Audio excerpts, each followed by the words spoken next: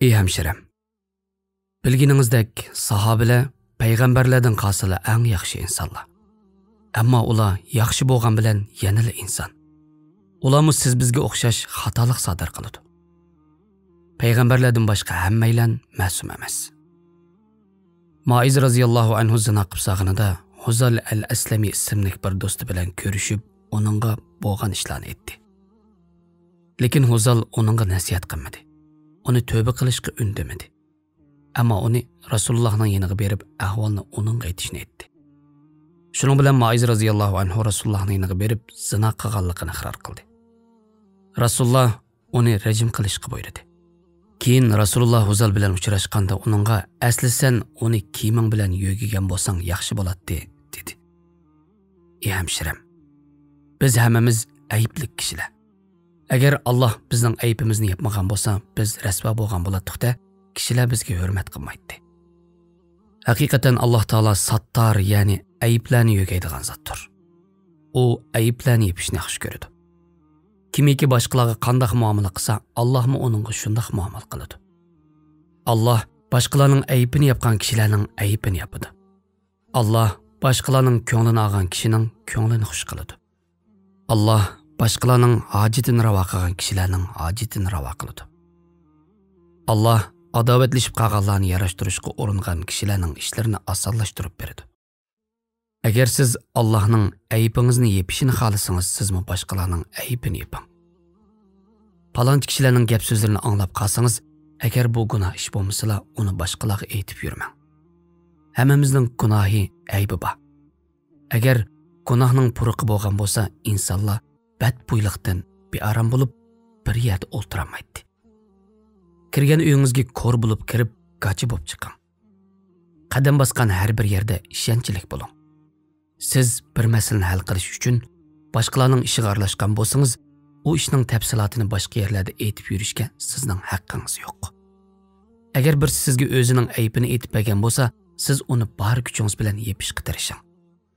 Ey hemşirem, dinimizde xijil bo'ladigan bir ish yo'q.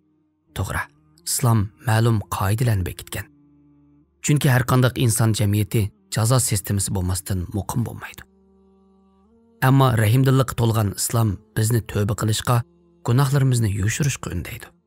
Alloh bir insonning ayibini yapgan ekan, Alloh yapgan ayibni boshqa bir insonning oshkorlamasligi kerak. Ibn Taymiya mundaq deydi: Gunoh o'tkazgandan keyin tövbe qilishdagi asosiy maqsad jazolash emas. Tövbe qilish sen va Allohning o'rtasida bo'ladi. Sen gunohlaringni dunyoda hech kimga oshkorlama. Biz chirkovga berib gunohini e'tirof qiladigan xristianlardan emasmiz. Allah bizni ayibimizni yushirishga buyurgan islom bilan aziz qildi. Tövbe qilishni o'zi bilan bandisi o'rtasida yo'l qo'ydi. İnsanlar o'zining o'tkazgan qilmishlarini biladi. Buni hargiz unutib qolmaydi. Ammo Allah mag'firat qiladi, yo'gaydi va kechiradi. Ey hemşirem, bir kun Umar ibn Xattob sahobalar bilan o'ltirganda ularning ichidan biri tuyuqsiz yal qo'yibdi. Hazrat Umar u kishini turib tahorat olib kirishni aytmoqchi bo'lib turganida Juray ibn Abdullah Hazreti Ömer'ge "Ey müminlerning amiri, hammamiz tahorat olamdimiz?" deb so'radi. Uning maqsadini tushungan Hazreti Ömer uning fikridan xursand bo'lgan holda "Alloh sendan rozi bo'lsin. Sen jahiliyat davrida yaxshi bir boshlamchi eding. Hozirmi o'zgarmabsan?" dedi. Mana qarang. Ular gunohlarni emas, odamni xijolatga qo'ydigan har qanday ishni yushirishda qanchalik darajaga yetgan ha? Agar heliq odam yolg'iz tahorat olib kirgan bo'lsa, so'rinda o'ltirganlarning hammasi uning tahoratini sundirib saqlanligini bilib qolganlik uchun xijil bo'lib qoladi. Shunlashqa Hazrati Jarir Hazrati Ömer'ge hammaylarning tahorat elish fikrini sundi. Ömer bu taklifni yoqtirdi. Hammaylar qayta tahorat olib kirdi. Hech kim kimning yal qo'yayotganligini bilmadi. Kishilar boshqalar bilan muomala qilishganda adablik bo'lishi, o'zining obro'yini qo'g'digandek boshqalarning obro'yini qo'g'dish kerak. Biz eng avval izzat, hurmat, his tuyg'ularga e'tibor berishimiz, ondan keyin boshqa ishlarga o'tishimiz kerak. Shunga har vaqt boshqalarni xijil qilib qo'ymaslikka tirishing. Agar siz og'ingiz bir narsani yo'ldashingizning setib olish qurbi yetmaydiganligini bilsangiz, uni talab qilib, uningga ojizlik va amalsizlik his qildirmang. Agar do'stingizning xushalliqi va yoki qayg'uliq bir ishi bo'lib, u ishning mas'uliyatini bo'yniga ilishga ojiz kelsa, uningga yordam qiling. Bumi yushirishning bir turi.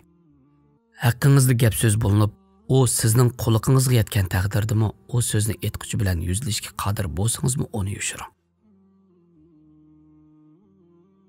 İnsanlar ba'zida o'zini ifodalashda xatolashadi. Ochiqlanganda aytishni xohlamaydigan so'zlarni aytib soladi. Shung ularning xatoliqlarini yushiring. Chunki hammamiz xatoliqlarimizning yushirin tutilishini yoqtiramiz. Abu Jahl Rasululloh hijrat qilgan kunisi Hazrati Asmoni qachatlagan. Lekin u buning mardlikka zid ekanligini, arablarning ayollarni urmaydiganligini esiga oldida, darhol atrofidagilarga bu qilmishimni mendan yushiringlar dedi. U kafir turqliq shundoq degan. Albatta insonlar ba'zi ish harakatlarda bir-biriga o'xshaydi. Ey hamshiram, Ibn Xalqonning Vafayatul al-Ayan nomli kitobida mundaq deyilgan. İmam Abu Hanifaning bir mo'zdo'z qo'shnisi bor edi. U kun bo'yi ishlab, kechda uyga qaytganda kechlik tomoqdan keyin aroq ichadi. Mas bo'lganda meni zoyi qildi. Qandoq zoyi qildi bilamsizlar?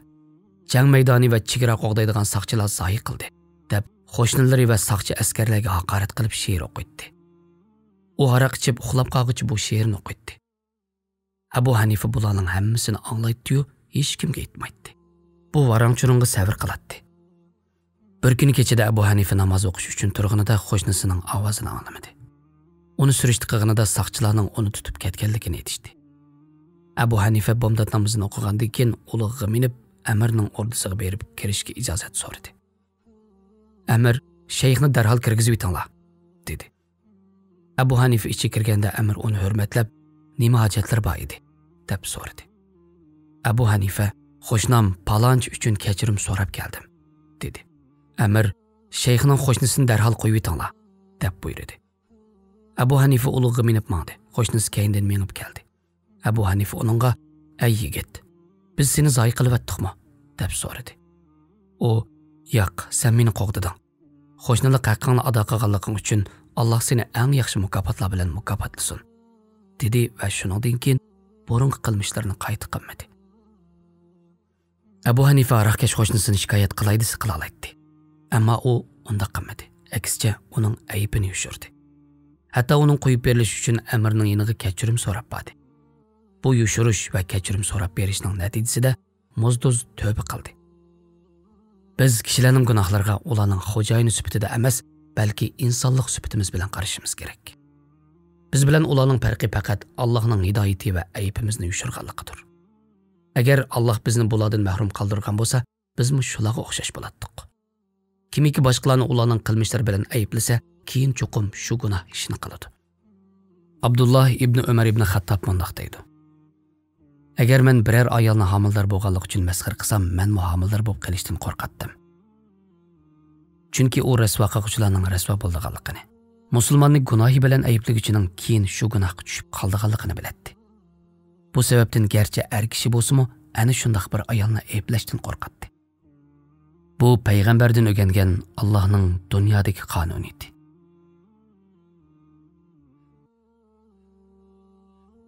Muhammad ibn Sirin tijoratda butun mol-mulkidan ayrilib turmada vafot bo'ldi. Vafot bo'lishdan burun u mundaq degan edi. Men bu yerda yetishni 20 yildan edim.